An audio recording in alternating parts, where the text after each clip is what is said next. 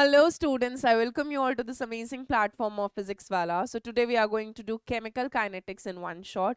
और क्योंकि आप बहुत सारे स्टूडेंट्स की डिमांड थी कि पहले रिविजन कराओ फिर क्वेश्चंस प्रैक्टिस कराओ, तो हम वही कर रहे हैं.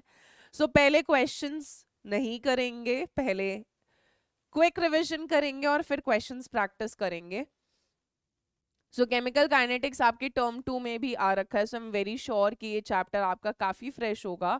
बट फिर भी अगर आप कुछ चीज़ें भूल गए हो तो उनको हम फटाफट से रिवाइज कर लेते हैं.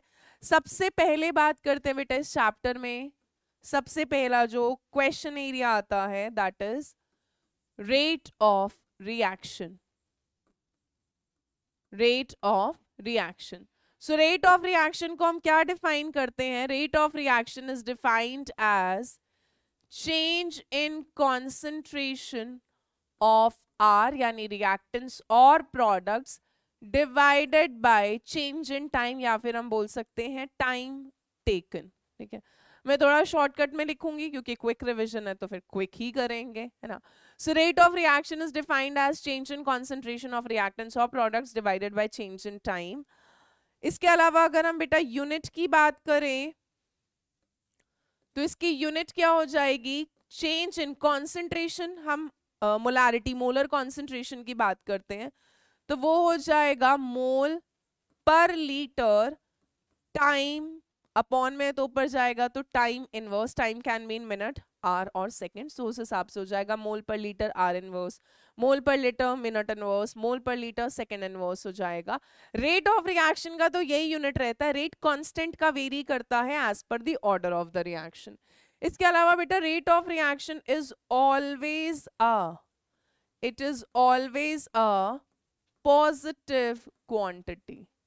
कैसी होती है? हमेशा पॉजिटिव क्वांटिटी होती है. सो अब रेट को भी हम दो में क्लासिफाई करते हैं. We have two types of rates, average rate and instantaneous rate. So ROR समझ जाना, रेट ऑफ रिएक्शन is of two types. First is average rate, another is instantaneous rate.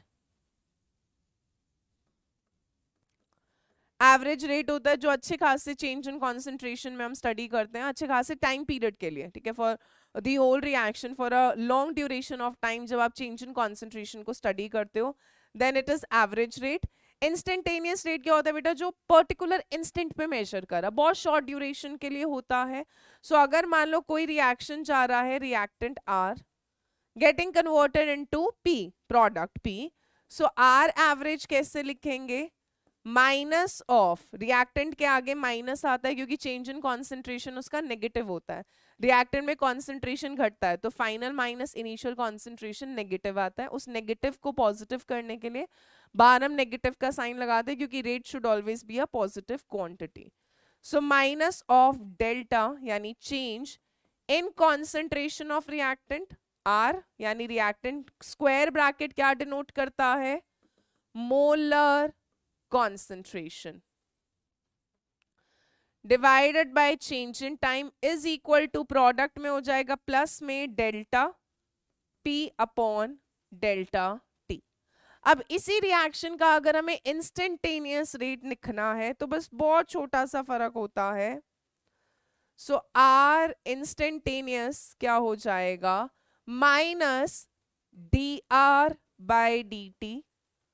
ठीक है, डिफरेंशियल वाला ये बहुत शॉर्ट चेंज, ठीक है, बहुत शॉर्ट ड्यूरेशन वाला है, इज इक्वल टू प्लस में dp बाय dt. ठीक है, अब अगर मैं वैसे बात करूं रेट के हिसाब से हम रिएक्शंस को तीन में क्लासिफाई करते हैं.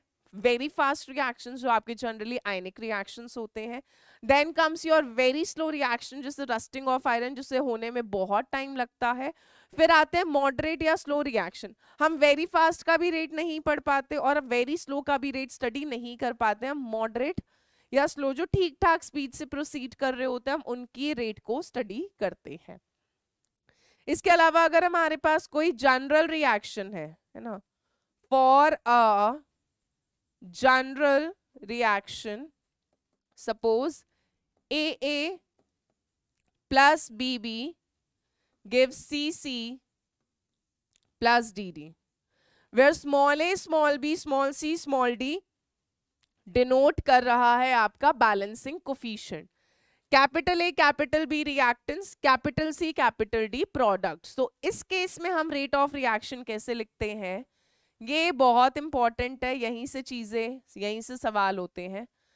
-1 बाय, अगर हमें सबके रेट को बराबर करना है, रिएक्टेंस के केस में बेटा हम डिसअपियरेंस की बात करते हैं, है ना। Minus D A by D T is the rate of disappearance of A, minus D B by D T is disappearance of B, plus में D C by D T is the appearance of C, product C, D D by D T, capital D by D T, it will be the appearance of product D. But जब हमें चारों का rate बराबर करना है तो हम क्या करते हैं, उनके बैलेंसिंग कोफिशिएंट्स उनको डिवाइड कर देते हैं। So rate of reaction will be equal to -1 by A, मैं डिफरेंशियल मतलब इंस्टेंटेनियस वाला लिख रही हूँ, तो ये हो जाएगा D A by D T is equal to -1 by B D B by D T. आप एवरेज लिख सकते हो तो बस डेल्टा आ जाएगा, इज इक्वल टू प्लस में 1 by C D C by D T is equal to plus में 1 by D, इस डी से डी मत काट देना, D D by D T, ठीक है। So for a general reaction the rate of reaction is this.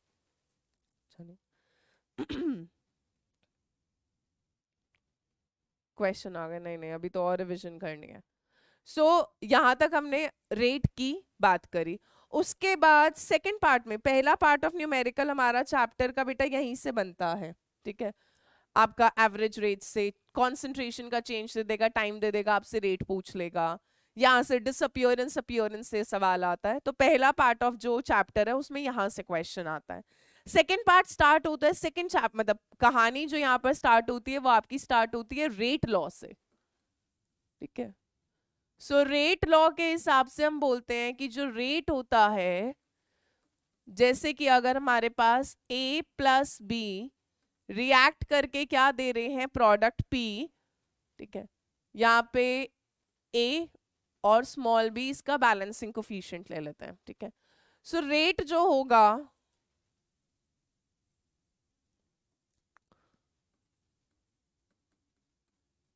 rate is directly proportional to the product of concentration of reactant A and B। product का मतलब है multiply, ठीक है।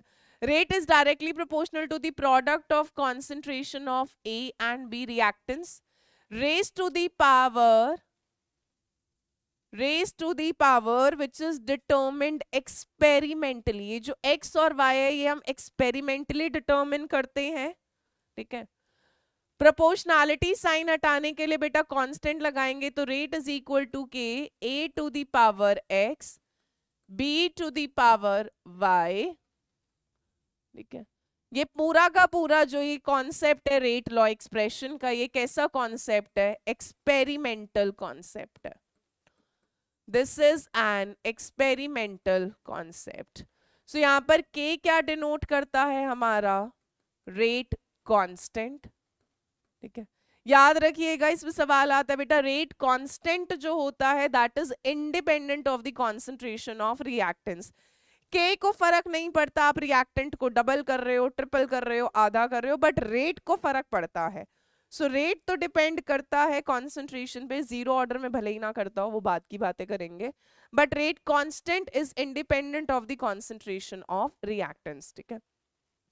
यहां पर x क्या हो जाता है, it is the order with respect to a, y is the order with respect to b, and x plus y क्या हो जाता है, हमारा overall order of reaction, overall order of reaction, ठीक है।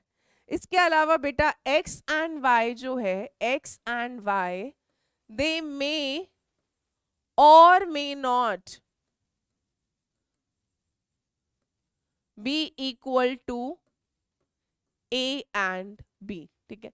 For an elementary reaction हम बोल सकते हैं, बट ये जो बैलेंसिंग कोफिशिएंट और ये ऑर्डर ये बराबर हो भी सकते हैं, नहीं भी हो सकते हैं, ये हमें एक्सपेरिमेंट करके पता लगेगा, ठीक है।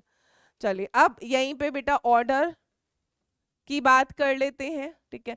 सो ऑर्डर क्या हो गया, it is the sum of the powers of the molar concentration, ठीक है। जो मोलर कॉन्सेंट्रेशन की पावर्स होती है in the rate law expression, उसका जो सम होता है वो हमारा क्या होता है, ऑर्डर होता है. So it is the sum of powers raise to molar concentration of reactants in rate law expression. ठीक है. इसके अलावा order can be 0, it can be positive, it can be negative, it can be fractional. इसके अलावा order कैसी quantity होता है बेटा, it is an experimental quantity. Order कैसा होता है, एक्सपेरिमेंटल क्वांटिटी होता है. ठीक है. इसके अलावा फॉर एन, अभी मॉलिक्यूलरिटी की बात करूंगी तब बताते हूं. अब यहां पर बात करते हैं मॉलिक्यूलरिटी की. ठीक है. सो मॉलिक्यूलरिटी क्या होती है, it is basically the total number of reacting species that collide and convert into products in an elementary reaction. In an elementary reaction. Elementary reaction क्या होते हैं, वो रिएक्शन जो सिंगल स्टेप में होते हैं, which takes place the reaction which takes place in a single step is called as elementary reaction. और elementary reaction के लिए बेटा ऑर्डर और मॉलिक्यूलरिटी क्या होती है, बराबर होती है. For an elementary reaction order is equal to molecularity.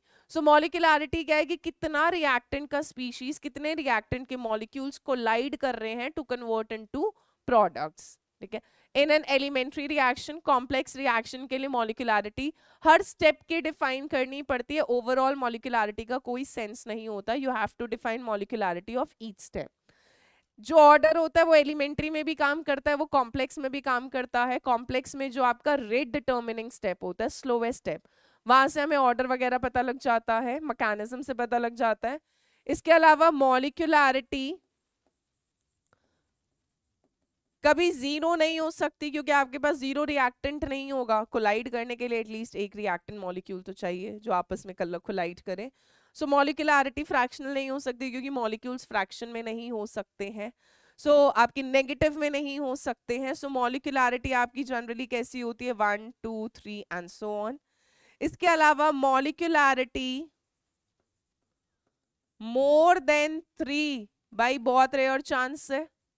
It's a very rare chance 3 molecules का कोलाइड करना इकट्ठे, दैट टू परफेक्टली. मतलब देखो हमें जब प्रोडक्ट चाहिए होता है, एक तो मॉलिक्यूल्स को कोलाइड करना है, that too they have to collide in the proper orientation. So 3 molecules का इकट्ठे कोलाइड करना in proper orientation to convert into product is a very rare chance. Probability बहुत कम होती है, इसलिए मॉलिक्यूलरिटी मोर देन 3 बहुत रेयर होता है. ठीक है.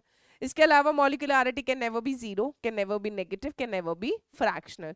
1 2 3 इंटीग्रल वैल्यू होता है. इसके अलावा मॉलिक्यूलरिटी आपके एलिमेंट्री रिएक्शन में तो एप्लीकेबल होता है, वहां पे ऑर्डर मॉलिक्यूलरिटी बराबर होता है. बट कॉम्प्लेक्स रिएक्शन के लिए molecularity, total molecularity does not make a sense. You have to define हर स्टेप का इंडिविजुअली मॉलिक्यूलरिटी. ठीक है. चलिए इसके बाद आते हैं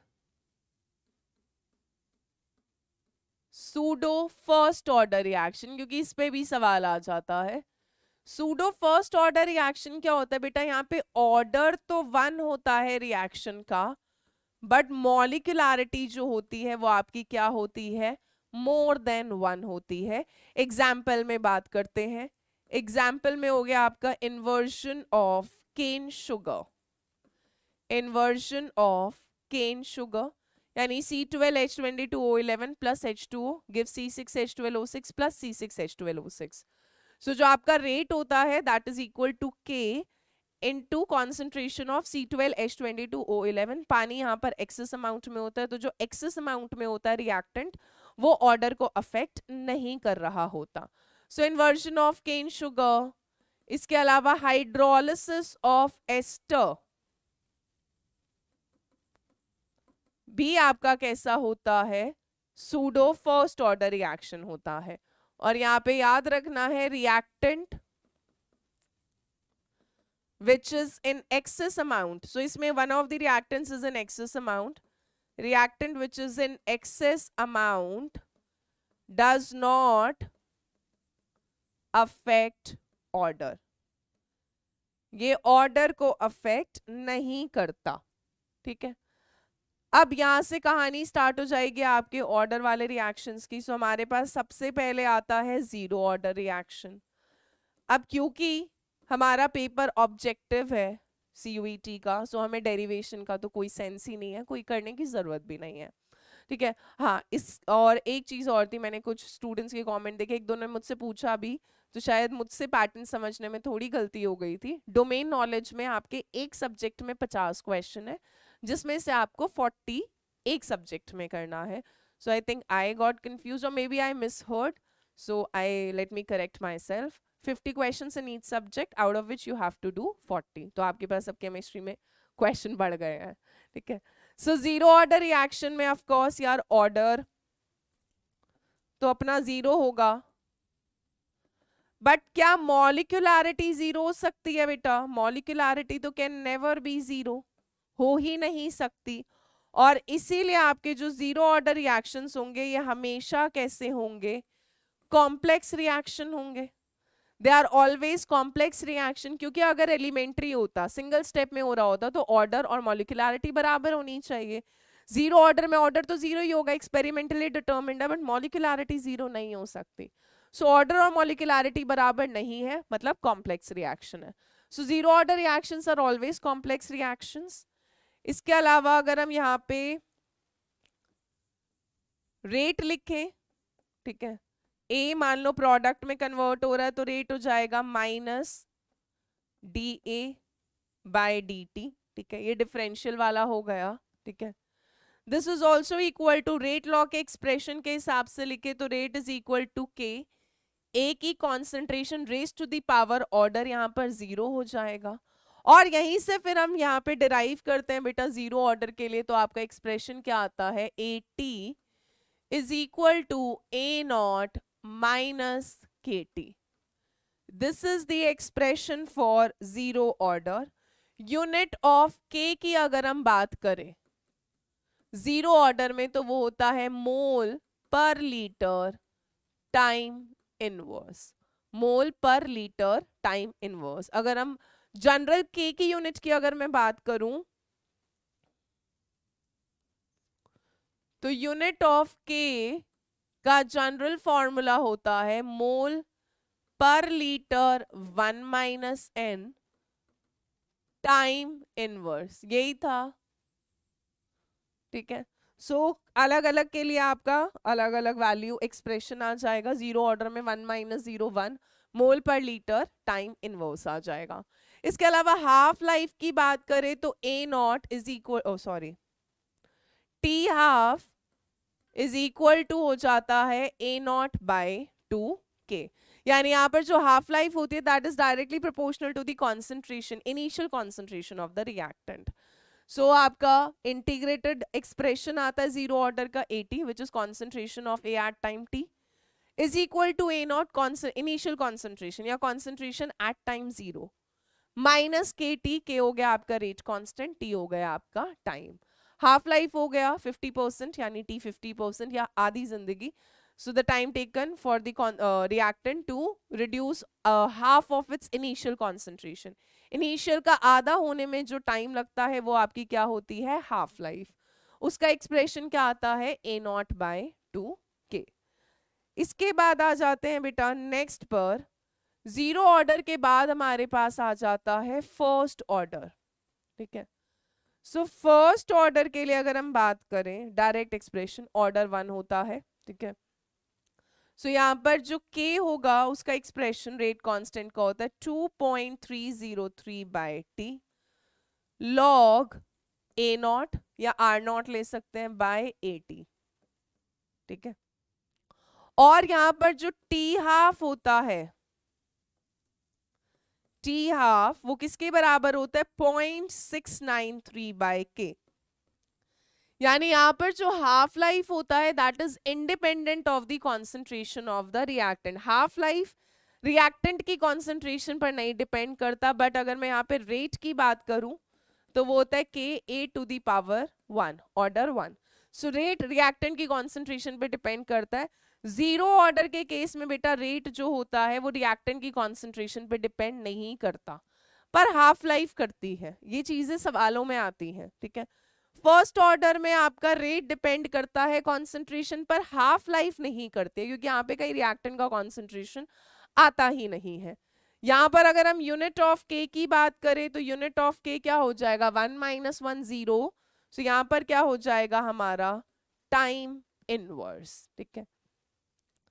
चलिए इसके बाद आपके इन पर न्यूमेरिकल्स आते हैं, जीरो ऑर्डर और फर्स्ट ऑर्डर ही है हमारे सिलेबस में।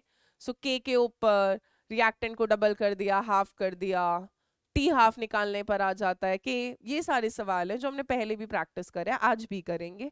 इसके बाद अब चैप्टर के अंदर बेटा तीसरा पार्ट आता है कोलिजन थ्योरी, ठीक है। सो वहां पर एक तो आते हैं आपके factors affecting the rate of reaction. तो रिएक्टेंट की कॉन्सेंट्रेशन रेट को अफेक्ट करती है, रिएक्टेंट का कॉन्सेंट्रेशन बढ़ेगा रेट बढ़ेगा, ठीक है।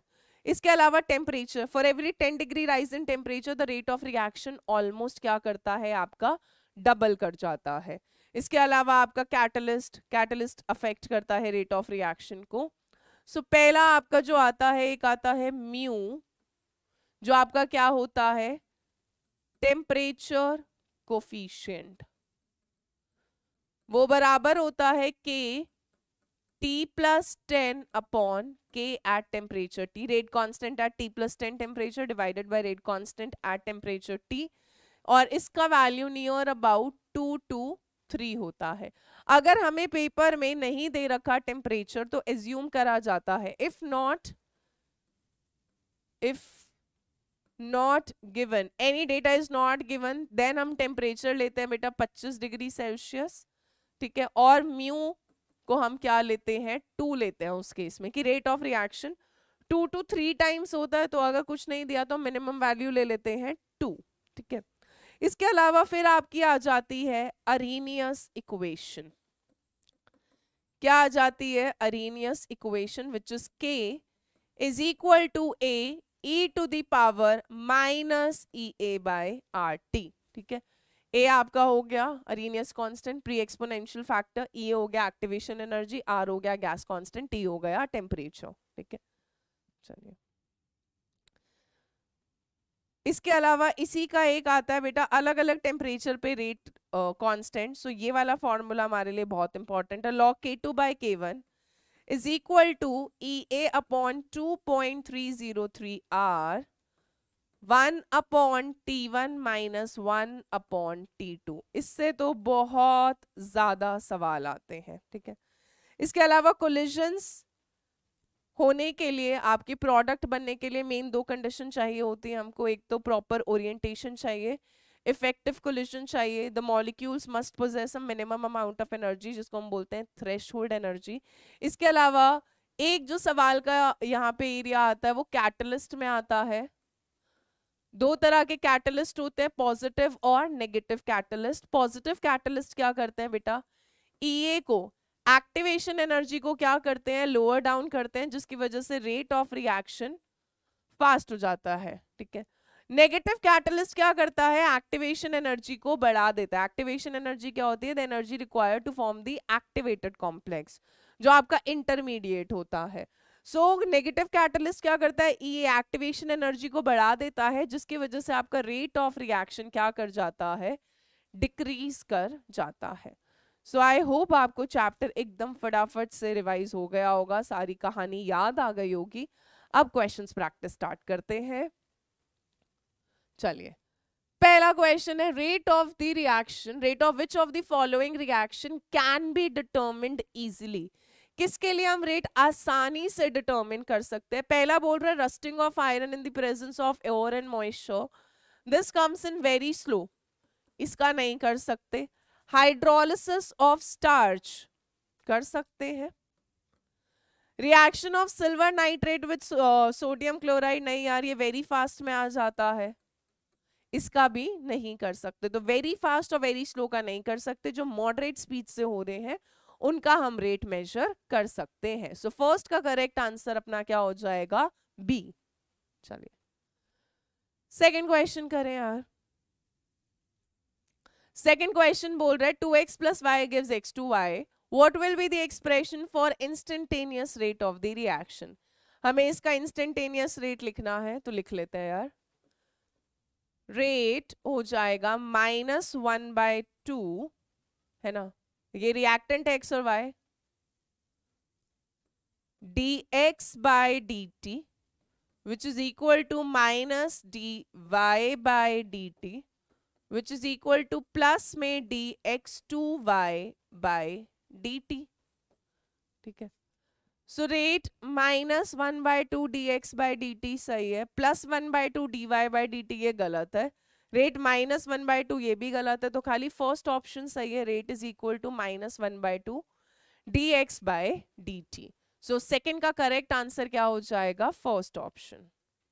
चलिए इसी तरह का ये वाला क्वेश्चन है, I want all of you to try this question by yourself, है ना, ट्राई करें एक बार बेटा।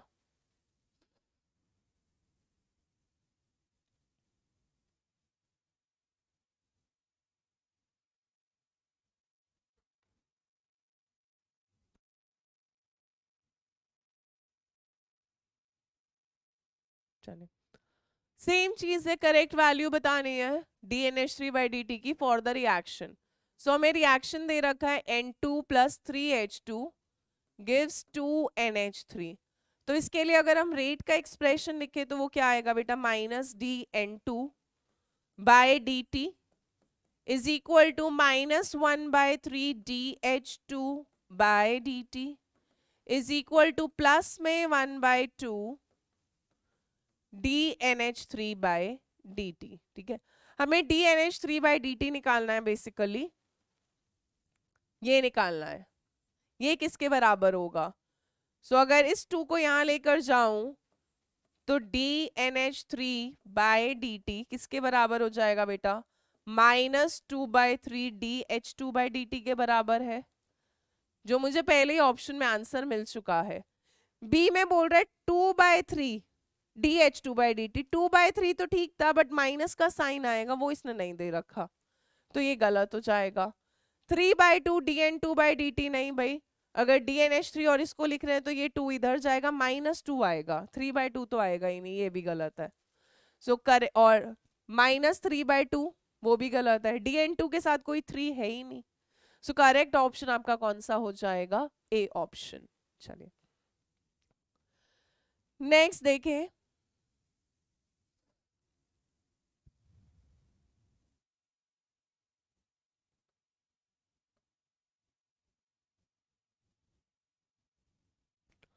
in a reaction 2x giving you y, the concentration of x decreases from 3 molar to 1.5 molar in 4 minutes। हमें बेटा rate of reaction बताना है। 2x plus 2x giving you y के लिए अगर आप रेट लिखोगे तो वो किसके बराबर हो जाएगा बेटा, -1/2 change in concentration of x divided by change in time will be equal to plus में dy by dt। ठीक है, अगर वो आपसे सिर्फ डिसअपियरेंस पूछता ना x का तो आप लगाते -dx by dt। ठीक है, बट उसने रेट ऑफ रिएक्शन पूछा है तो रेट ऑफ रिएक्शन में बेटा कोफिशिएंट कंसिडर होगा।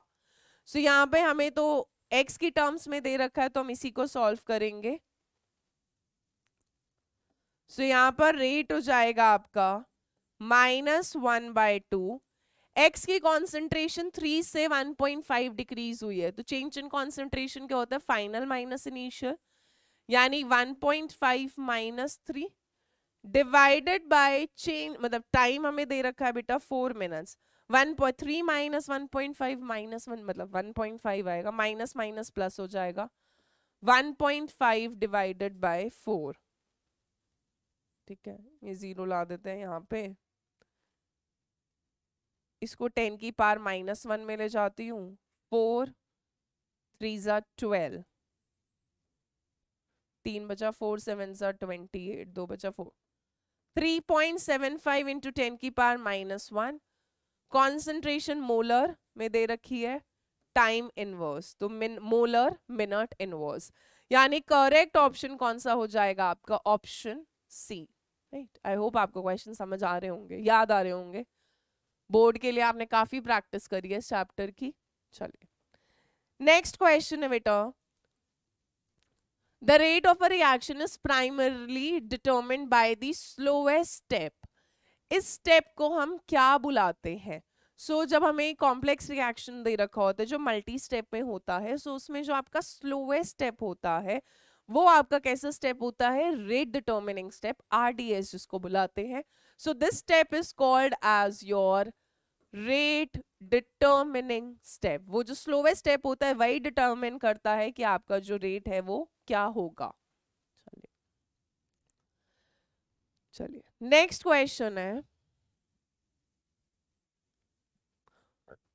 on mixing 1 decimeter cube of 3 molar ethanol with 1 decimeter cube of 2 molar ethanoic acid and ester is formed as per this reaction।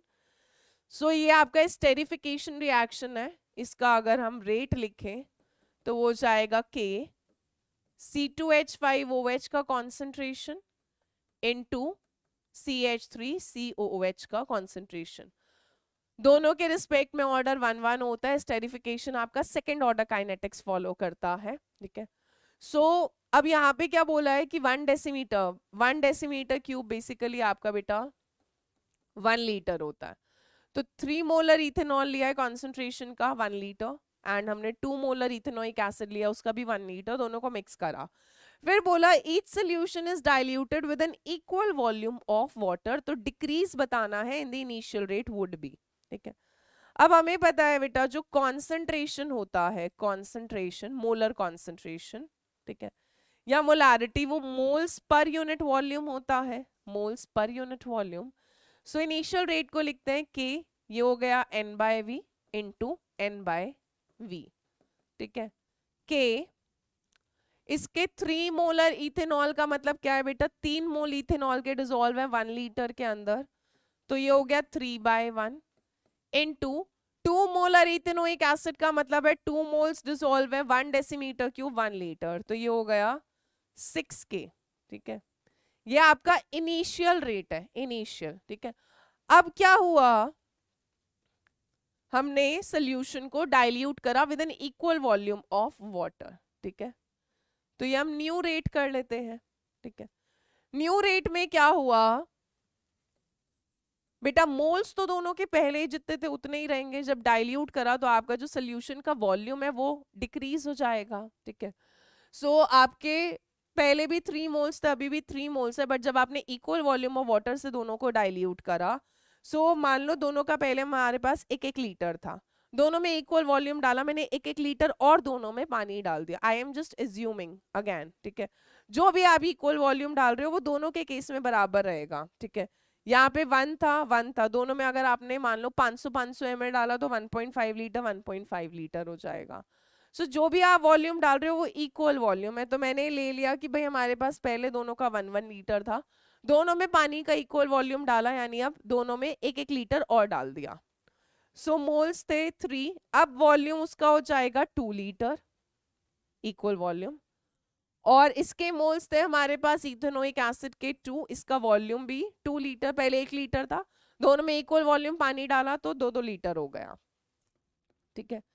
इसको छेड़ेंगे नहीं, 6K divided by 4, 6K बेटा आपका पुराना वाला rate था अपॉन 4 हो गया, यानी जो नया वाला रेट है वो इनिशियल रेट का कितना है? 1/4 हो रहा है, 1/4 यानी कि 0.25 टाइम्स ऑफ रेट, और ये जो रेट है वो आपका कौन सा वाला है? इनिशियल रेट है।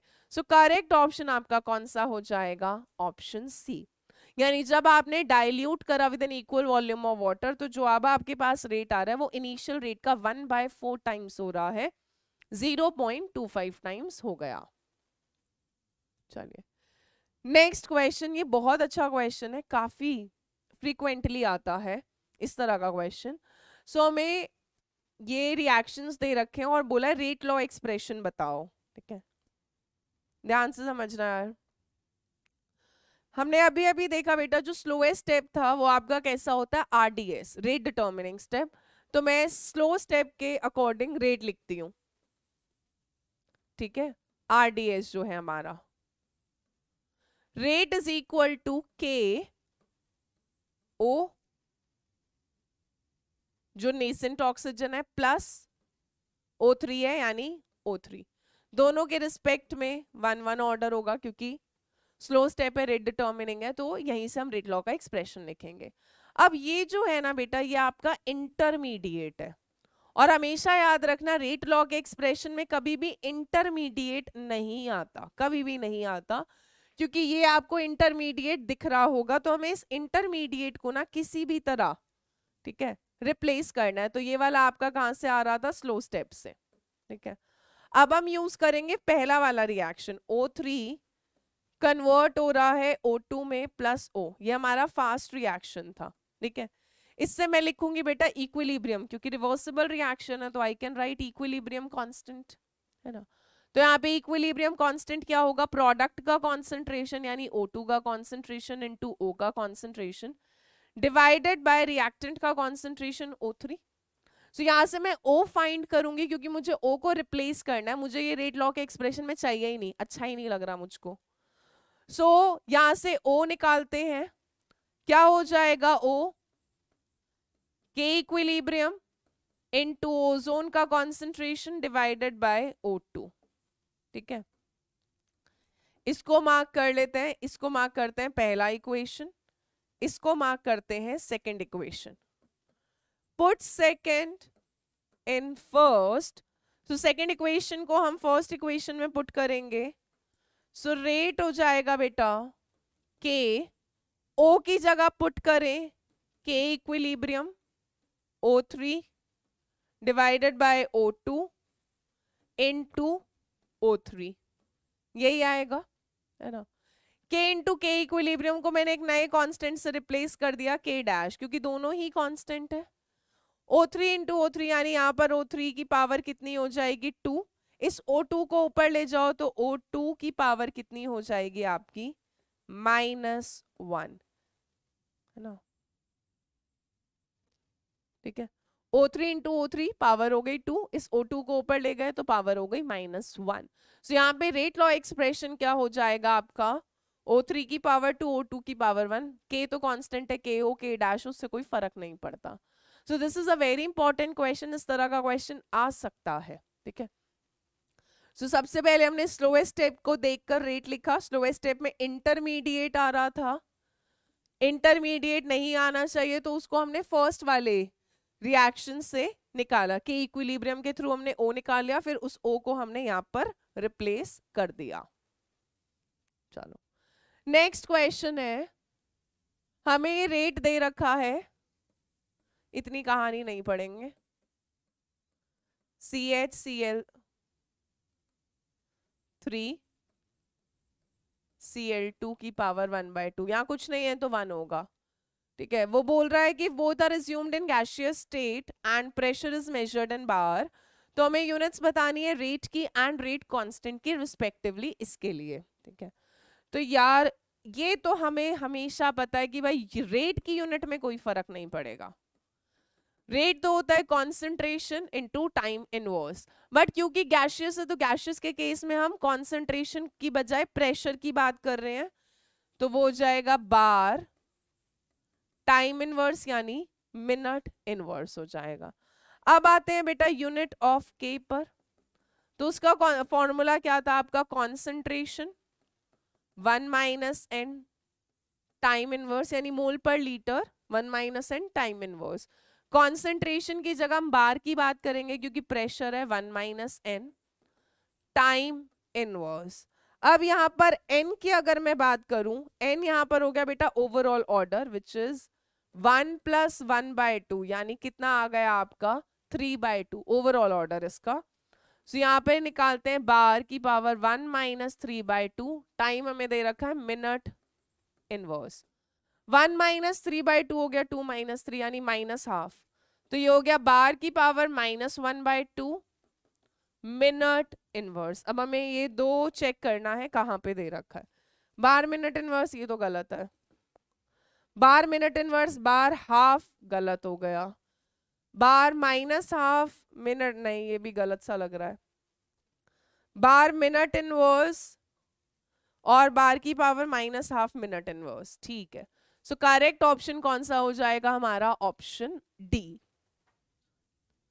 चलिए next question, the rate constant is numerically equal for the three reactions of first, second and third order respectively, so which of the following is true. थोड़ा सा कंफ्यूजिंग क्वेश्चन है बट समझना, ठीक है। हमारे पास तीन रिएक्शंस हो रहे हैं, फर्स्ट ऑर्डर तो हो जाएगा के ए की पावर 1, ठीक है, इसको R1 ले लेते हैं, रेट 1 फर्स्ट का रेट। सेकंड रेट हो गया सेकंड ऑर्डर का ए की पावर 2 और R3 हो गया के ए की पावर 3, ठीक है। उसने बोला था rate constant is numerically equal for the three reaction, यानी जो के है बेटा रेट कांस्टेंट वो तीनों का बराबर है, ठीक है। सो रेट कांस्टेंट अगर तीनों का बराबर है तो वो कब कब हो सकता है या क्या क्या हमारे पास पॉसिबिलिटीज आ सकती हैं, ठीक है। चलिए, अगर आपके पास ए की कॉन्सेंट्रेशन 1 है, 1 1 1, तो उस केस में क्या होगा बेटा? R1 इज इक्वल टू के, R2 इज इक्वल टू के और R3 इज इक्वल टू के की वैल्यू तो बराबर है, तो उस केस में आपका R1, R2 और R3 आपस में क्या हो जाएंगे? बराबर हो जाएंगे, हाँ या ना? के रेट कांस्टेंट तो ऑलरेडी तीनों का बराबर ही है। अगर हम ए की कॉन्सेंट्रेशन 1 पुट करते हैं तो ये हो गया R1 इज इक्वल टू के, R2 इज इक्वल टू के 1 की पावर 2 1 ही रहेगा and R3 is equal to के बराबर है तो R1 R2 R3 आपस में बराबर हो जाएंगे, ठीक है। अगर आपका ए का कॉन्सेंट्रेशन बेटा 1 से ज्यादा है, 1 से ज्यादा है, के तो सबके लिए सेम है, अगर 1 से ज्यादा है, मान लो कॉन्सेंट्रेशन 3 ले लेते हैं, 3 का स्क्वायर 3 का क्यूब हो गया ना, 3 3 9 3 27, तो R3 27 के आएगा, R2 3 का स्क्वायर 9 के आएगा और R1 कितना आ जाएगा आपका 3 के क्या तो वैल्यू कांस्टेंट है, जो भी हो 1 ही ले लेते हैं। सो यहाँ पे सबसे ज्यादा R3 की वैल्यू आएगी, फिर R2 की आएगी और सबसे कम R1 की आएगी, ये बात क्लियर है। तीसरा पॉसिबिलिटी भी ले लेते क्योंकि हमें 3 पॉसिबिलिटी दे रखी है। अगर ए की कॉन्सेंट्रेशन बेटा 1 से कम है, 1 से कम मान लो मैं ले लेती हूँ 0.1 ले लेते हैं, ठीक है, 1 से कम है 0.1 ले लिया, 0.1 का क्यूब कितना हो जाएगा यार? ये तो बहुत ही 10 की पावर माइनस 3.001, 0.1 का स्क्वायर 10 की पावर माइनस 2 और 0.1 10 की पावर माइनस 1, सबसे छोटी वैल्यू ये होगी 0.001, सबसे कम होगा और 0.1 सबसे ज्यादा होगा, यानी इस केस में R1 सबसे ज्यादा होगा, R2 उससे कम होगा और R3 सबसे कम होगा। यानी अगर A मोर देन 1 है तो R3 R2 R1 सही है, अगर A 1 के बराबर है तो तीनों रेट बराबर है, और A अगर लेस देन 1 है तो R1 सबसे ज्यादा, R2 उससे कम, R3 सबसे कम, यानी all of these are true here, all of the above are true here. चलिए नेक्स्ट क्वेश्चन है, हमें दे रखा है reaction I minus plus OCl minus gives IO minus plus Cl minus, DIO minus by dt is equal to K I minus OCl minus OH minus, ठीक है। DIO minus by dt basically आपका रेट ही होगा which is equal to K I minus OCl minus OH minus. हमसे बोल रहा है ओवरऑल ऑर्डर बताओ इसका, तो ओवरऑल ऑर्डर हो जाएगा बेटा, सम करना है, 1 इसके रिस्पेक्ट में 1 है, इसके रिस्पेक्ट में 1 है, इसके रिस्पेक्ट में 1 है, तो 1 + 1 डिवाइड में है तो ये ऊपर जाएगा -1, 2 -1 यानी ओवरऑल ऑर्डर कितना आ जाएगा आपका 1 आ जाएगा। सो करेक्ट ऑप्शन कौन सा हो जाएगा आपका ऑप्शन बी। चलिए 4 reactions are given below, which one of them is of zero order? यार याद रखना zero order reactions जो होते हैं वो आपके जनरली स्पेशल कंडीशंस में होते हैं, ठीक है। जैसे डिकॉम्पोजिशन हो गया तो वो मेटल सर्फेसिस पे होता है, या इनमें तो एक तो डायरेक्ट है, मैं बता ही देती हूँ। सो PCl5 गिव्स PCl3 + Cl2 नहीं, ये भी नहीं। यहाँ पर आपका ये स्पेशल कंडीशन में होता है, हाइड्रोजन प्लस क्लोरीन कंबाइन करते हैं in the presence of sunlight to give HCl। So this reaction follows your zero order reaction. Next है which of the following graph is correct for a zero order reaction, ठीक है। सो पहले zero order के लिए बेटा expression लिखते हैं, AT is equal to A0 minus KT था, ठीक है। या तो रिएक्शन रेट वर्सेस टाइम है या concentration of reactant versus time है, ठीक है।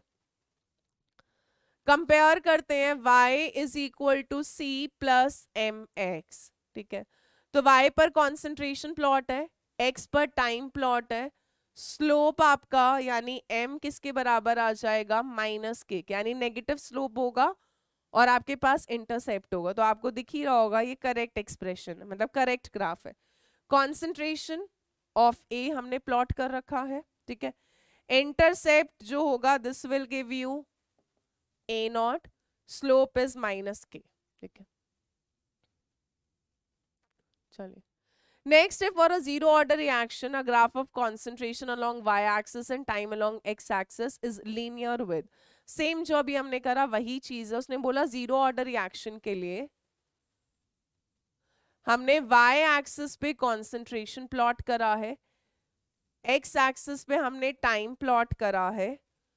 सो ग्राफ में क्या आएगा, तो हमारे पास थी equation AT is equal to A0 minus KT। जब हमने कंपेयर करा इसको with y is equal to C plus mx, x axis पे टाइम है, y एक्सिस पे कॉन्सेंट्रेशन है, तो ग्राफ आएगा कुछ ऐसा, ठीक है। नेगेटिव स्लोप आएगा और नॉन जीरो इंटरसेप्ट आएगा, क्योंकि इंटरसेप्ट की कुछ तो वैल्यू है, ठीक है। So we will have non-zero intercept and a negative slope. So correct option कौन सा हो जाएगा आपका option C। Next question, the rate constant of the reaction A की concentration converting into B is 0.6 into 10 की power -3 mole per liter per second. If the concentration of A is 5 molar, then concentration of B after 20 minutes निकालना है। पहले कोशिश करें बेटा identify करने की, ट्राई करें कि ये कौन सा ऑर्डर है, कौन सी काइनेटिक्स फॉलो कर रहा है। अगर आपने ये पता कर लिया तो आप काफी, मैं थोड़ी सी और हिंट देती हूँ आपको। आपको K की वैल्यू दे रखी है बेटा 0.6 इंटू 10 की पावर -3 मोल पर लीटर पर सेकेंड। ट्राई करिए, यहां से आपको पता लग जाएगा K की यूनिट से कौन सा ऑर्डर ऑफ काइनेटिक्स है।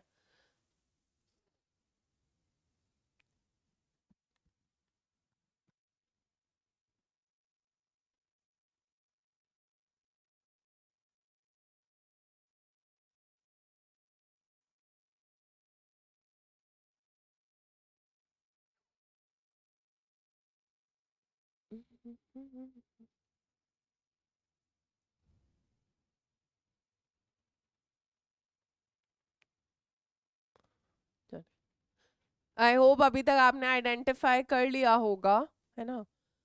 मोल पर लीटर पर सेकेंड आपकी किसकी होती है बेटा, जीरो ऑर्डर का होता है। सो यहाँ पर जीरो ऑर्डर होगा। फर्स्ट ऑर्डर के लिए टाइम इनवर्स होता है, सेकंड ऑर्डर के लिए हो जाता है litre mole inverse second inverse. चलो अब जीरो ऑर्डर का एक्सप्रेशन था AT is equal to A0 minus KT। इसी फॉर्मूले को बेटा एक मैं दूसरे फॉर्मूले में कन्वर्ट करूंगी, KT इधर ले आओ, A0 minus AT। So KT is equal to, इस पूरे को हम रिप्रेजेंट करते हैं X से, ठीक है। सो बोल रहा है कि A का कॉन्सेंट्रेशन 5 मोलर है, हमें बी का बताना है आफ्टर 20 मिनट्स। सो एक्स, ठीक है, एक्स बेसिकली आपका कॉन्सेंट्रेशन जो भी टाइम के बाद आएगा वो है, ठीक है, जो भी चेंज इन कॉन्सेंट्रेशन है। सो के की वैल्यू कितनी थी, 0.6 इंटू 10 की पावर -3 मोल पर लीटर पर सेकेंड में। तो टाइम बेटा में 20 मिनट्स दे रखा है, इसको सेकेंड में कर लेते हैं तो ये कितना हो जाएगा 120 सेकेंड। सो इंटू 120 कर लेते हैं, 6 2 12, 6 72, ठीक है, 72 आ जाएगा आपका, है ना।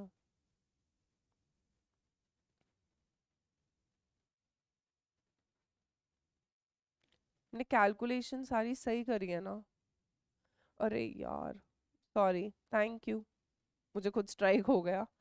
2 0 आएगा, 1200 आएगा, क्योंकि मेरे को लगा कोई आंसर मैच ही नहीं कर रहा मेरा। 1 0 जाएगा, ये हुआ आपका 720 इंटू 10 की पावर -3, डिवाइड करोगे तो ये आ जाएगा 0.72 मोलर। सो करेक्ट ऑप्शन आपका कौन सा हो जाएगा, ऑप्शन डी, ठीक है, बी का कॉन्सेंट्रेशन जो भी आएगा आफ्टर 20 मिनट्स। सो हमने वो x कैलकुलेट करा because x is basically representing the total change in the concentration. चलिए नेक्स्ट है फर्स्ट ऑर्डर रिएक्शन में हमें k दे रखा है यहां पर। अब देखो जैसे हमें पहले ही बता दिया है कि फर्स्ट ऑर्डर है, the time required for 40 gram of this reactant to reduce to 10 gram will be, हमें t निकालना है, फॉर्मूला हो जाएगा 2.303 by k log a naught by 80, यानी 2.303 अपॉन में 2.303 इंटू 10 की पावर -3 इंटू लॉग, बेटा इनिशियली 40 ग्राम दे रखा है, 10 ग्राम में रिड्यूस हो गया तो वो बोल रहा है कि कितना टाइम लगेगा, ठीक है, ये आया ये गया, ये ऊपर जाएगा तो 10 की पावर 3 log 4 होता है आपका log 2 इंटू, मतलब 4 को लिख सकते हैं 2 इंटू 2, तो वो हो जाएगा आपका log 2 प्लस log 2 यानी 0.3010 प्लस 0.3010 0.6020। सो ये आ जाएगा आपका 602 सेकेंड, यानी करेक्ट ऑप्शन कौन सा हो जाएगा आपका, ऑप्शन डी। आसान है ना। For a first order reaction, अब यहां पे ना हम थोड़ा सा दिमाग लगाएंगे, मैं डिराइव भी करके दिखाऊंगी but I will use some trick here. अगर किसी को ये याद है कि टी हाफ 0.693 बाय के इक्वल होता है फर्स्ट ऑर्डर के लिए, पहले में बोल रहा है T half is equal to K by A, ये तो गलत है, काट देते हैं। नेक्स्ट बोल रहा है T half is equal to 0.693 by 2k, यार ये भी गलत है, ये तो होता ही नहीं। T half is equal to K into 0.693, ये भी गलत है, तो यार करेक्ट आंसर तो अपना बी ही होगा, बी ही होगा। फिर भी हम सॉल्व करके देख लेते हैं। टी 3/4 है ना, 3/4 का मतलब है बेसिकली 75%, अगर मैं कम बात करूं तो टी 3/4 निकालते हैं। पहले टी 3/4 क्या हो जाएगा, टी का फॉर्मूला हो जाएगा 2.303 बाय के लॉग, अगर बेटा इनिशियली 1 था 3/4 रिएक्शन कंप्लीट हो गया, यानी कितना बचा होगा 1 माइनस 3/4 यानी 1/4, ऊपर ले जाओ, ये हो जाएगा आपका log 4 है ना, 2.303 बाय के log 4 क्या होता है आपका 2 इंटू log 2 लिख सकती हूँ, यानी 0.3010, ठीक है, आप इसको मल्टीप्लाई करोगे ना तो ये 0.693 होता है। सो ये हो गया 2 इंटू 0.693 बाय के, यानी 2 इंटू क्या हो गया आपका टी हाफ हो गया, ये फर्स्ट ऑर्डर की आधी जिंदगी होती है। सो log 4 को मैंने क्या लिखा, log 2 इंटू 2, मतलब log 4 को आप क्या लिख सकते हो, यहाँ पे ध्यान से देखो, इसको लिख सकते हैं 2 की पावर 2 यानी 2 इंटू log 2 यानी 2 इंटू 0.3010, तो मैंने ये लिखा 2 इंटू 0.3010, 0.3010 को जब आप 2.303 से मल्टीप्लाई करेंगे will come out to be 0.693 by K into 2। ये पूरा टी हाफ हो गया। तो आप देख रहे हो कि t3/4 किसके बराबर है, ट्वाइस ऑफ टी हाफ के, 2 इंटू टी हाफ के। तो करेक्ट कौन सा हो जाएगा, बी।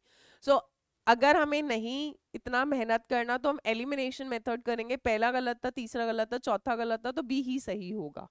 ठीक है, चलिए नेक्स्ट क्वेश्चन है, for a first order reaction if half life of a substance is 36 minutes the amount left after 2 hours will be.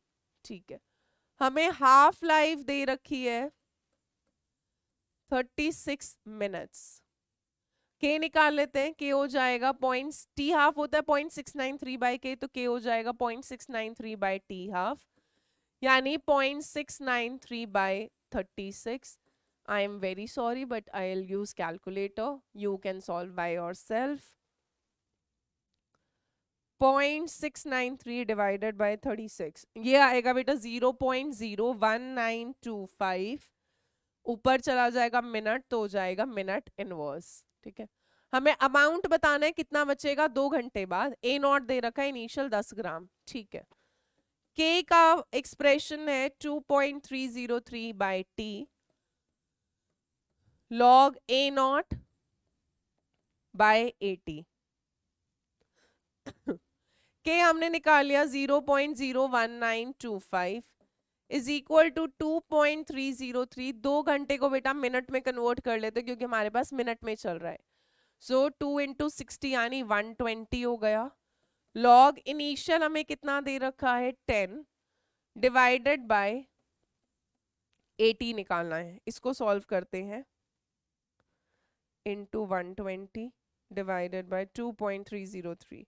So this is coming out to be log 10 divided by a की power a t is equal to आ रहा है आपका 1.003 आ रहा है तो उसको 1 ही ले लेते हैं।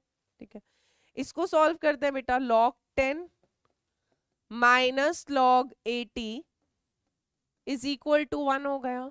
ठीक है, log 10 कितना हो गया 1 minus log 80 is equal to 1। इसको यहां ले आओ, उसको वहां ले जाओ, तो 1 minus 1 0 is equal to log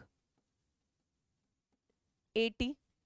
ठीक है, सो यहां पर आपका बेस 10 होता है, log हटाना है तो 10 की पावर 0 कर दो 80, यानी 10 की पावर 0 यानी 80 कितना होगा आपका 1 ग्राम आ जाएगा। ठीक है, सो 2 घंटे बाद आपका 10 ग्राम से कितना हो जाएगा 1 ग्राम हो जाएगा।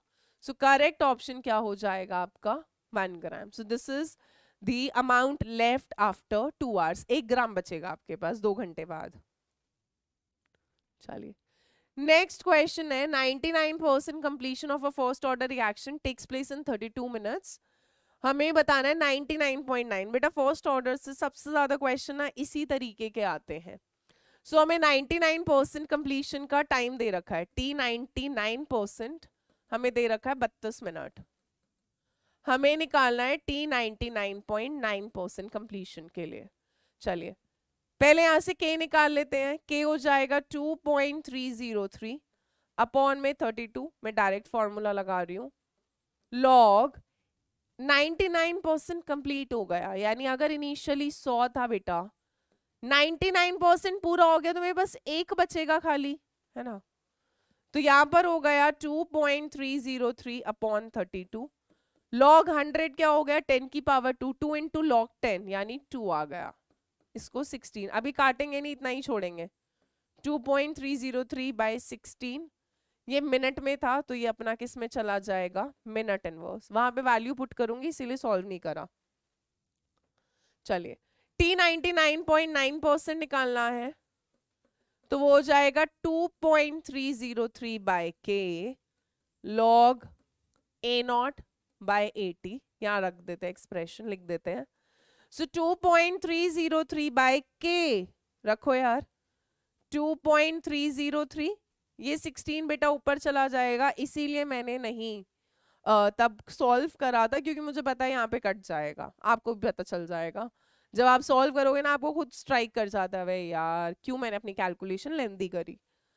लॉग 99.9% मतलब अगर इनिशियली 100 था बेटा तो 99.9% पूरा हो गया, कितना बचेगा हमारे पास 0.1, ये गया 16 इंटू लॉग 100, ये 0.1 ऊपर गया तो ये हो गया बेटा 1000, यानी 16 इंटू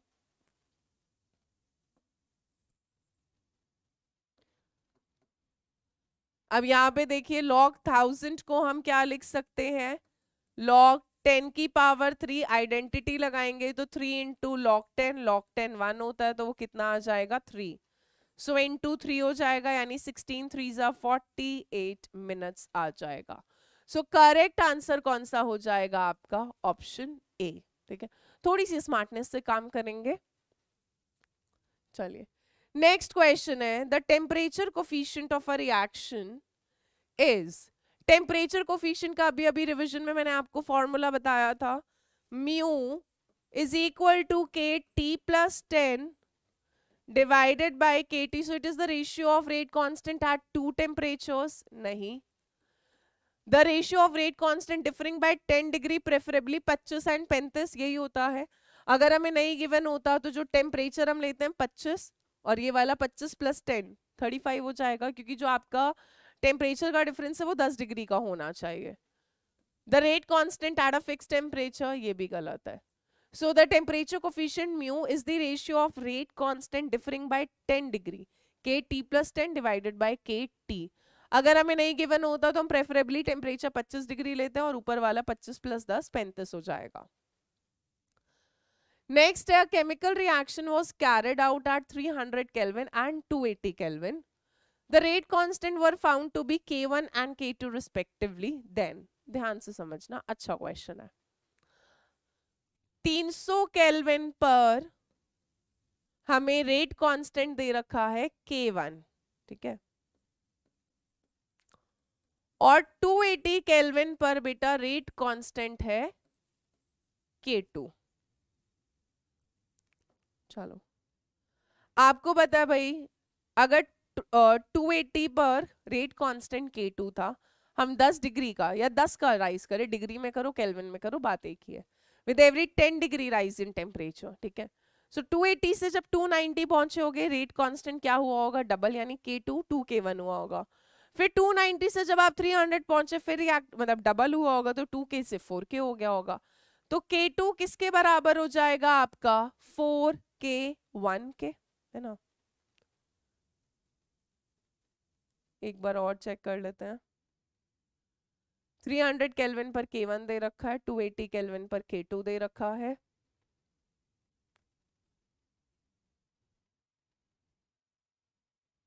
ठीक है, सो इनिशियली 280 से जब हम 290 गए 2K1 हुआ, अरे नहीं रुको यार एक सेकेंड, K1 जो होगा, my bad, I am sorry, ये आपका फाइनल टेम्परेचर का रेट कांस्टेंट है ना। सो जो K1 होगा, ये फाइनल था, मैं उल्टा ले रही थी। सो ये आपका 280 से जब 290 हुआ तो आपका डबल हुआ होगा, यानी ये 2K2 हुआ होगा। इनिशियली अगर K2 था तो ये 2K2 हुआ होगा, 290 से जब 300 गया तो ये और फिर डबल हुआ तो 2 की जगह क्या हो गया 4K2 हो गया। तो K1 जो होगा वो बराबर होगा आपका बेटा 4K2 के, ठीक है। K1 is equal to 4K2 तो हमें नहीं दे रखा ऐसा कुछ, इसको और सॉल्व करते हैं तो K2 बराबर हो जाएगा 1/4 K1 के, यानी 0.25 K1 के, ऐसा कुछ ऑप्शन में दे रखा है। हाँ, सो करेक्ट ऑप्शन हो जाएगा आपका ऑप्शन बी, क्योंकि इन्होंने ना रेट कांस्टेंट थोड़े घुमा दिए हैं इसीलिए मैं भी थोड़ा सा घूम गई, बट आपको पेपर में नहीं घूमना तो मैं एक बार दोबारा समझा रही हूँ। 280 केल्विन पर K2 रेट कांस्टेंट दे रखा है, 280 से जब हम 290 गए 10 डिग्री का राइज हुआ तो K2 से रेट कांस्टेंट डबल हो गया। फिर 290 से 300 पर गए तो हमें रेट कांस्टेंट फिर डबल हो जाएगा, तो 2K का या 2K2 का 4K2 हो जाएगा। सो 300 केल्विन पर K1 रेट कांस्टेंट दे रखा है तो K1 किसके बराबर हो जाएगा आपका 4K2 के। चलो नेक्स्ट क्वेश्चन है what is the activation energy for a reaction if its rate constant doubles when the temperature is raised from 300 kelvin to 400 kelvin. यानी जब 300 केल्विन था तो रेट कांस्टेंट K1 था, 400 केल्विन हुआ तो रेट कांस्टेंट K2 हुआ, but rate constant double हो गया, यानी K2 किसके बराबर हो गया 2K1 के। हमें एक्टिवेशन एनर्जी निकालना है, फॉर्मूला लगाएंगे log K2 by K1 is equal to EA upon में 2.303 R 1 upon T1 minus 1 upon T2, यही एक्सप्रेशन। तो ये फॉर्मूला याद रखना है, बहुत इंपॉर्टेंट है। चलो सॉल्व करते हैं बेटा। K2 की जगह लिख देते हैं 2K1 divided by K1। EA हमें निकालना है, किस में दे रखा है, जूल पर मोल में, किलो जूल में दे रखा है निकालने के लिए, ठीक है। 2.303 R की वैल्यू दे रखी है 8.314, 1 अपॉन T1 टेम्परेचर हो गया 300, T2 हो गया 400, सो 1 अपॉन 300 माइनस 1 अपॉन 400, यही आएगा। और सॉल्व करते हैं तो ये तो कैंसल हुआ, यहाँ आ गया log 2 is equal to EA upon में 2.303 इंटू 8.314 इंटू ये हो जाएगा बेटा 400 माइनस 300 यानी 100, ठीक है, और यहाँ हो जाएगा 300 इंटू 400, ये जाएगा। तो EA हो जाएगा, log 2 की वैल्यू पुट कर देते हैं 0.3010 इंटू काफी कुछ है मल्टीप्लाई में हमारे पास 2.303 इंटू 8.314 इंटू 343 1200 हो गया, ठीक है। तो EA सॉल्व कर लेते हैं, कैलकुलेशन थोड़ी लंबी है बट आप इसको राउंड ऑफ थोड़ा बहुत कर सकते हो, जैसे 0.3010 को 0.3 राउंड ऑफ कर दिया,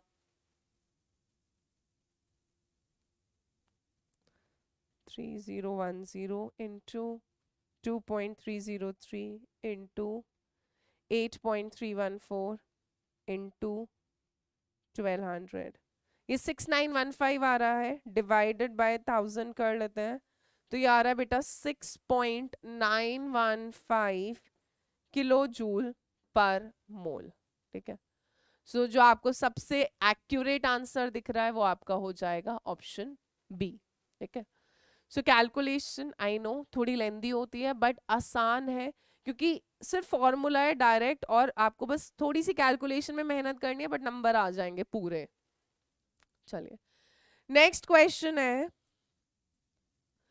in order to produce the effective collisions the colliding molecules must have, पहला बोल रहा है certain minimum amount of energy, next बोल रहा है प्रॉपर ओरिएंटेशन, कह रहा है both threshold energy and proper orientation and energy equal to और greater than the threshold energy. So याद रखना है बेटा कि जो आपके कोलाइडिंग मॉलिक्यूल्स हैं उनके पास जो एनर्जी होनी चाहिए that should be equal to और ग्रेटर दैन, ठीक है, the energy should be equal to और greater than the threshold energy. इतना या इससे ज्यादा होना चाहिए तो आपके जो मॉलिक्यूल्स हैं वो क्या करते हैं, इफेक्टिव कोलिशंस करते हैं, ठीक है। सिर्फ थ्रेशोल्ड होना जरूरी नहीं है, ठीक है। सो थ्रेशोल्ड या उससे ज्यादा आपका होना ही चाहिए, the colliding molecules must possess और दे शुड मस्ट हैव। चलिए नेक्स्ट है high order more than 3 reaction are rare होना है, वो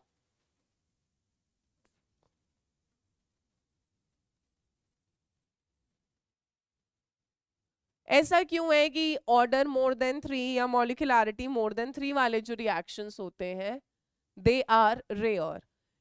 ऑप्शन में बोल रहा है due to low probability of simultaneous collision of all the reacting species, increase in entropy and activation energy as more molecules are involved, shifting of equilibrium towards reactants due to elastic collision, loss of active species on collision. So high order more than 3 या high molecularity more than 3 आपका इसीलिए rare होता है because there is a low probability of simultaneous collision of all the reacting species. एक साथ 3 molecules का इकट्ठे collide करना, दैट टू प्रॉपरली कोलाइड करना कि आपको प्रोडक्ट मिले, is very rare. Next question है 2NH3 gives N2 plus 3H2 में हमें ये दे रखा है, हमें रिलेशन बताना है K1 K2 K3 का. ठीक है, सो हम अपना पहले रेट का एक्सप्रेशन लिख लेते हैं.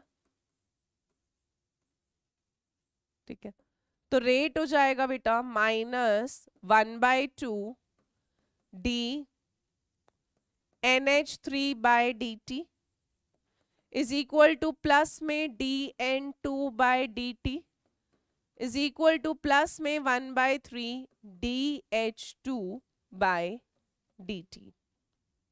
चलिए, सो ये है हमारा. अब उसने दे रखा है कि ये तीनों आपस में बराबर हैं. ठीक है, if minus dNH3/dt is equal to K1NH3. ठीक है, माइनस dNH3/dt किसके बराबर है? K1NH3 के. K1NH3/2 हो गया. dN2/dt बराबर है बेटा K2NH3 के. मैं बस वैल्यूज को रिप्लेस कर रही हूं. ठीक है, एंड dH2/dt बराबर है K3NH3 के. ठीक है, ये कॉन्सेंट्रेशन कॉमन है, काट दो. आपके पास आया K1/2 is equal to K2 is equal to, sorry यहाँ पे K3/3 भी होगा ना, ये वाला K3/3. ठीक है, सो पूरी इक्वेशन को हम या तो 3 से मल्टीप्लाई कर देते हैं होल नंबर में कन्वर्ट करने के लिए. तो जब आप पूरी इक्वेशन को होल नंबर में कन्वर्ट करने के लिए 3 से करोगे तो 3/2 यानी यहाँ पर हो जाएगा 1.5 K1 इज इक्वल टू होगा 3 K2 इज इक्वल टू क्या होगा बेटा K3. ठीक है, आप 2 से करोगे तो 2/3 आएगा, बट ऐसा कुछ हमें दे नहीं रखा था इसीलिए मैंने 3 से मल्टीप्लाई करा. So 1.5 K1 is equal to 3 K2 is equal to K3, यानी करेक्ट ऑप्शन कौन सा हो जाएगा आपका? Option C. अच्छा क्वेश्चन है. चलिए, नेक्स्ट है half life period of a first order reaction is 10 minute, यानी टी हाफ दे रखा है 10 मिनट. पूछ रहा है what percentage of the reaction will be completed in 100 minute. 100 minute में कितना परसेंटेज कंप्लीट होगा? ट्राई कर यार, ये अच्छा क्वेश्चन है. You should try once by yourself, है ना. तब तक मैं थोड़ा पानी वानी पीऊं. टी हाफ से पहले के कैलकुलेट करें, उसके बाद फाइंड करने की कोशिश करें.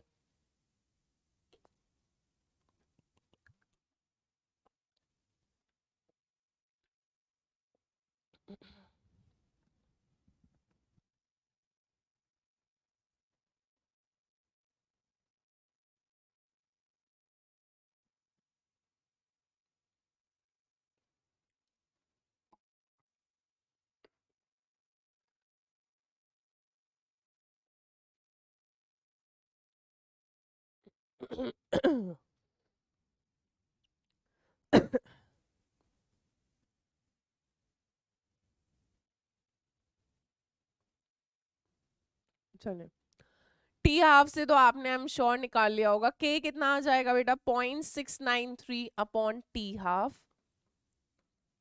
यानी 0.693/10 मिनट इनवर्स. चलिए, अब जरा एक्सप्रेशन लिखते हैं फर्स्ट ऑर्डर का. So K is equal to 2.303/t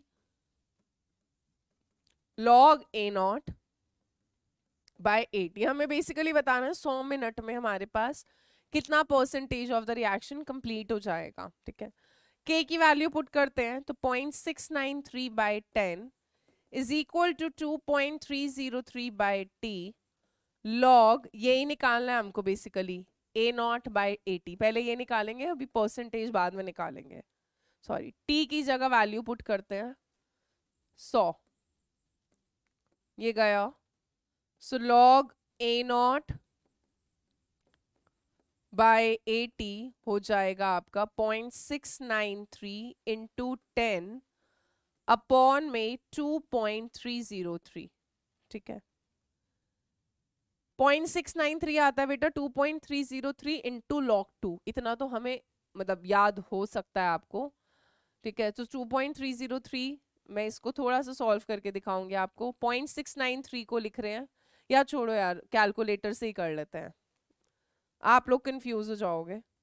0.693 into 10 divided by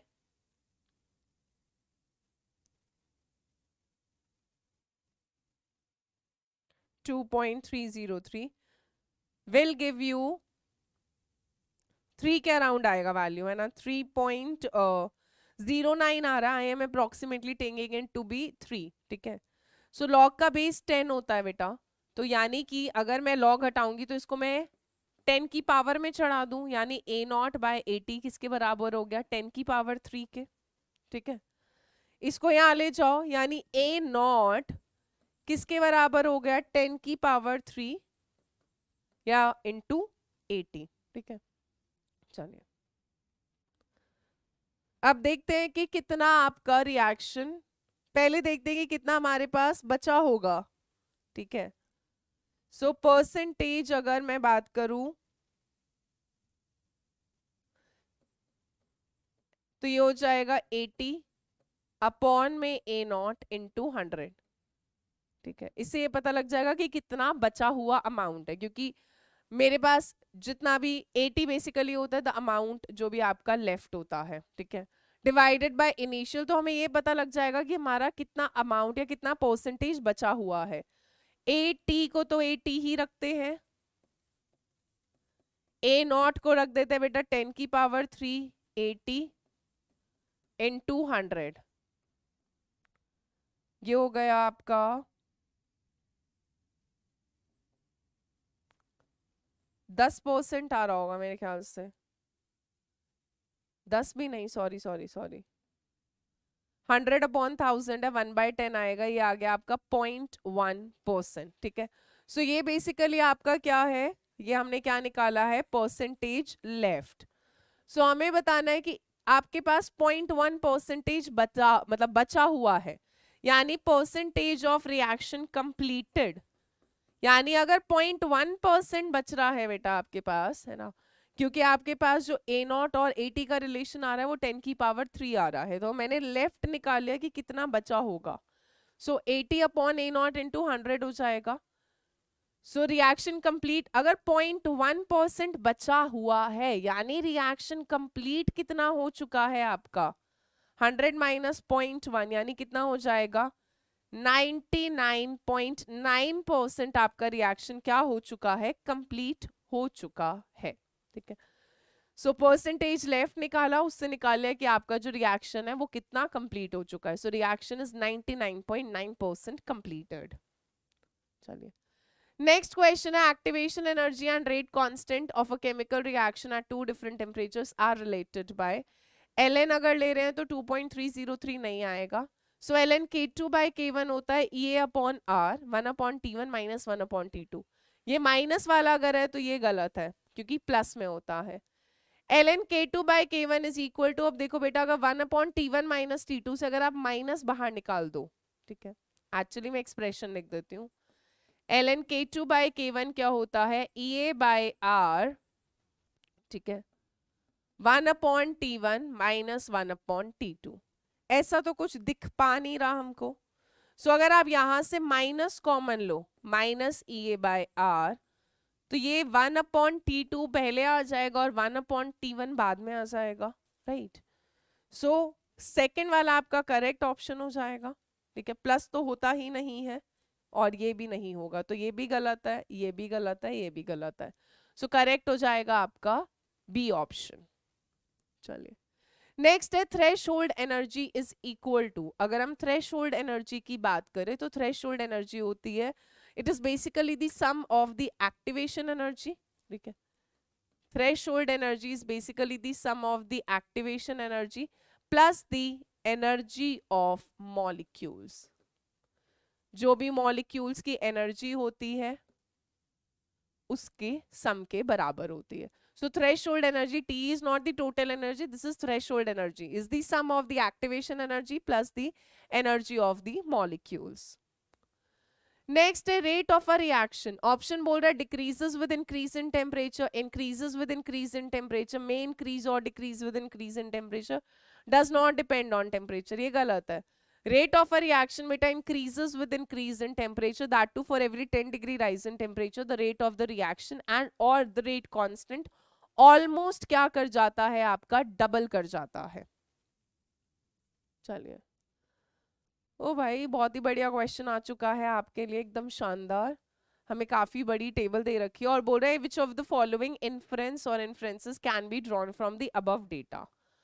rate constant, rate law, ये सब तो हमें कैलकुलेट करना पड़ेगा. मैं देखकर डेटा तो नहीं बता सकती ना, आप बता सकते हो. सो याद करो बेटा, अगर ऐसी टैब्यूलर फॉर्म में आता था, अगर हमें ए और बी दे रखा है, तो अगर मैं रेट का जनरल एक्सप्रेशन लिखूं तो वो हो जाएगा के ए की पावर एक्स बी की पावर वाई. हमें बेसिकली एक्स और वाई ऑर्डर निकालना है. जब ए के रिस्पेक्ट में ऑर्डर निकालना है तो बी की कॉन्सेंट्रेशन को कांस्टेंट रख दो और डिवाइड कर दो. यानी पहले डिवाइड करते हैं फर्स्ट और सेकंड को. ठीक है, so will divide first by second. ठीक है, वैल्यू रखते हैं 1 इंटू 10 की पावर -2, 2 इंटू 10 की पावर -2 की पावर x हो जाएगा. ठीक है, मैं होल x पहले ले रही हूँ, 2 इंटू 2 और वहां पे 2 और 4. एक सेकेंड, यहाँ हो गया 2 इंटू 10 की पावर -2, 2 इंटू 10 की पावर -2. ये y होगा, ये भी y होगा. ये इंडिविजुअली x x था बट वो हमने कर दिया. ठीक है, so rate is equal to आपका k भी होगा यहाँ पर बट वो कांस्टेंट है. ठीक है, और आपको rate is equal to k a की पावर x b की पावर y. तो हमने a की कॉन्सेंट्रेशन रखी, b की कॉन्सेंट्रेशन रखी. रेट पहले वाले का दे रखा है 2 इंटू 10 की पावर -4, 4 इंटू 10. तो ये हो गया बेटा 2 इंटू 10 की पावर -4 डिवाइडेड बाय 4 इंटू 10 की पावर -4. ये गया 1/2, ये पूरा गया, ये भी गया, तो ये आया आपका. और के तो कॉमन ही है. सो 1/2 की power x is equal to 1/2 आया है ना, काट के.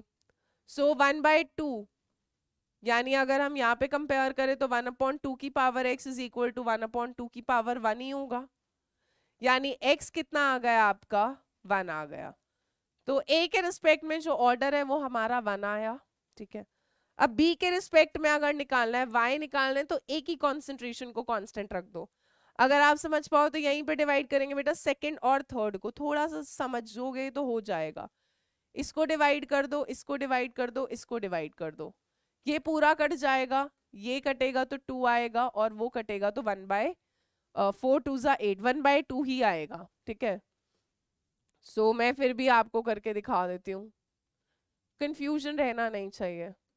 चलिए, सो y के लिए अब हम क्या करेंगे, will divide second by third. तो यहाँ पर हो जाएगा k 2 इंटू 10 की पावर -2 x अपॉन में k 2 इंटू 10 की पावर -2 x इंटू 2 और 4 है, 2 इंटू 10 की पावर -2 की पावर y, 4 इंटू 10 की power -2y is equal to 4 into 10 की पावर -4 था और यहाँ पे 8 इंटू 10 की पावर -4 था. राइट, ये पूरा कट गया, ये पूरा कट गया बेटा. ये पूरा लिख सकते हैं आप, ये कट जाएगा, ये हो जाएगा 1/2 की पावर y, ये हो जाएगा 4/8 यानी 1/2 की पावर 1. यानी कि y भी कितना आएगा, 1 आएगा. ठीक है, तो रेट का एक्सप्रेशन क्या हो जाएगा, k a की concentration raise to the power 1, b की concentration raise to the power 1. यहां तक ठीक है.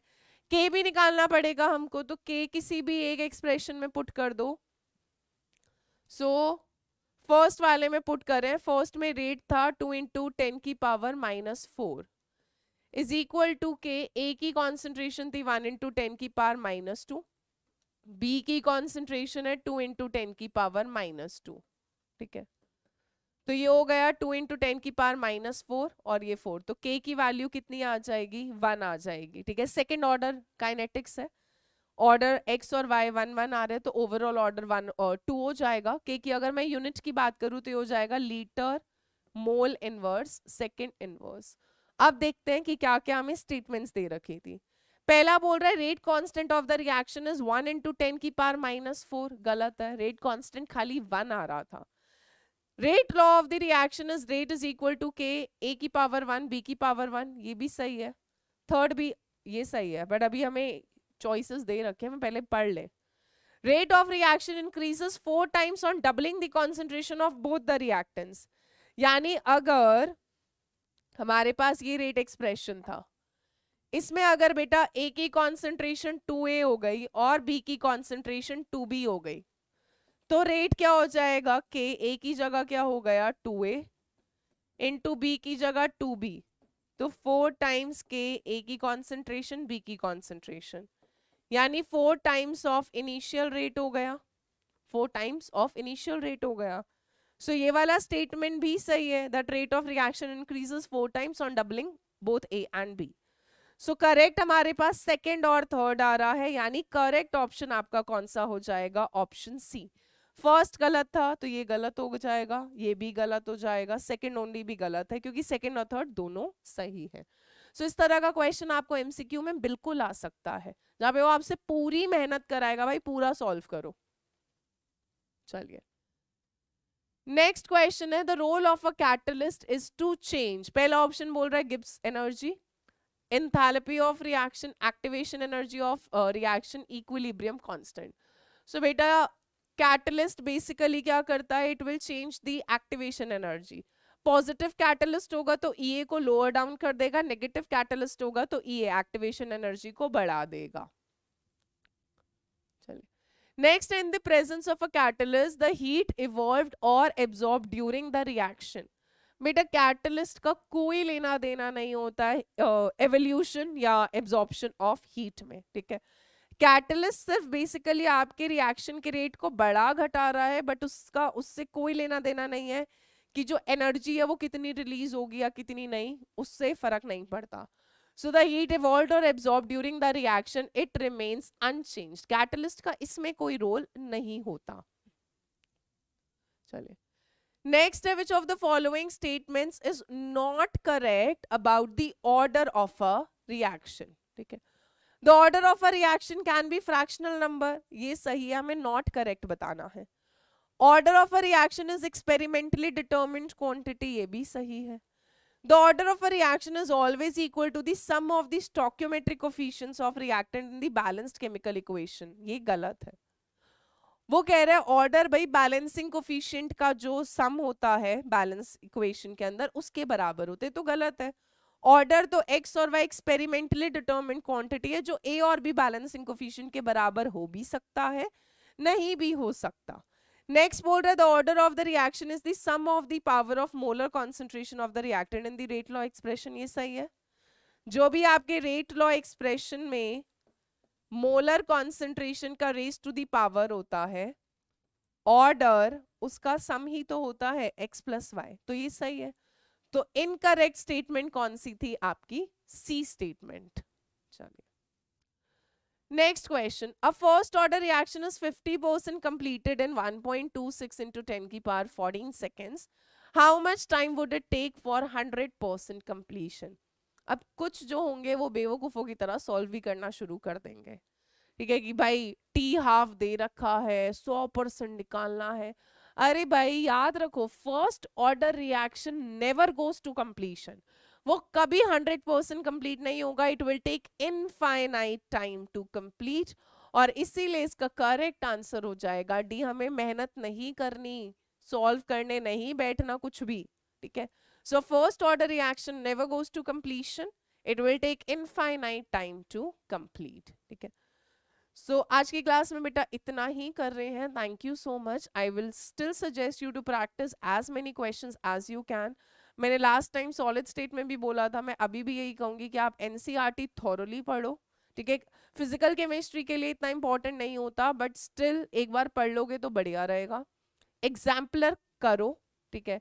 अगर आपके पास इसका CUET का कोई सैम्पल पेपर आ रखा है जो आया हुआ है, उसको अगर, वैसे मैंने सैम्पल पेपर के क्वेश्चंस कवर करे हैं, सैम्पल पेपर के क्वेश्चंस करें। अगर कोई NTA की तरफ से बुक आ रखी है आप उसको प्रैक्टिस करें। आप कोई भी रेफरेंस बुक जो रेफर कर रहे हैं उसके क्वेश्चंस करें, बट कीप प्रैक्टिसिंग, क्योंकि ये चीजें ऐसी है एमसीक्यू आप जितना प्रैक्टिस करोगे आपको उतने कॉन्सेप्ट क्लैरिटी मिलता जाएगा. So I will see you with the next lecture. Thank you so much. Bye bye. Take care.